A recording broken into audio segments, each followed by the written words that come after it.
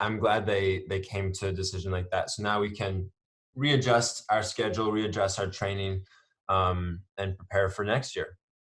I think the hardest thing that I've realized, and same as an athlete, is like, man, you spend too much time out of the pool, you start to lose things, you start to lose the feel of the water, even just mentally, you lose that edge. And to compete in Olympics in a few months, we wouldn't be at our peak. And so it's good now to have that peace of mind, knowing, okay, we've got time again. Now we're just prayerful that all of this whole pandemic can blow over, which it doesn't look like it's slowing down anytime soon.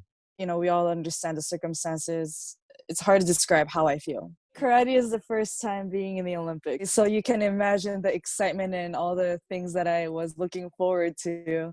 Obviously, this is such an unfortunate environment where a lot of people's health are at risk. So I think it's really important that, they put athletes and everybody else's health first, and try to plan everything, because the athletes aren't able to training and imagining myself performing at the Olympics is really right now the only thing that's getting me through all of this. No matter how long they postpone it, the Olympics is still the goal.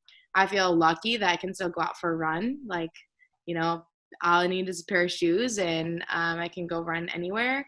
I can do most of my gym stuff in my living room.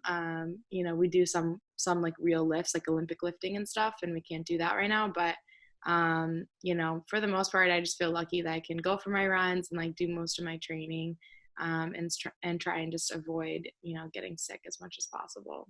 Team USA is doing a really great job of making sure we have mental health resources during such an uncertain time. So I do really appreciate that. So I took advantage of that opportunity, and I talked to a therapist just because I wanted to know how best to navigate this. I don't want to just, taking it day by day only works so much. So I got some really great advice, and she basically said, what can we do now? What can we do later? And what can we do never?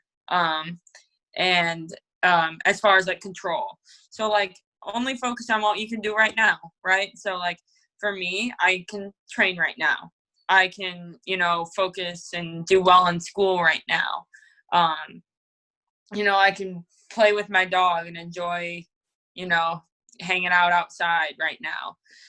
Later, figure out how I'm going to financially deal with the aftermath of this. I'm in a fortunate position where I can wait a year for the Olympics to happen.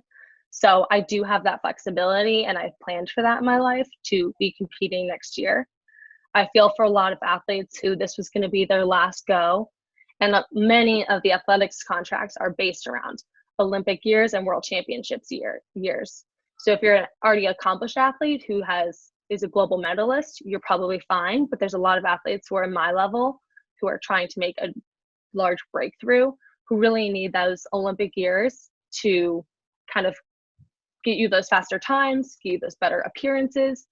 If there is a possibility to delay the games by a year, and that's supported by the United States of America and the USOC, I think that I would look to them to support us as athletes through the difficult next year financially, so that we would be able to get to those games and be a competitor there. The games actually could be a really cool way to bring people back together and unite people, and have that uplifting. It always has that uplifting effect, and makes people feel very patriotic and everything. But I think maybe now more than ever, we kind of need that. We need a rallying force. We need something to celebrate. We need something to cheer for and get excited about, and say go Team USA about. So I think it could be really special after a tumultuous time.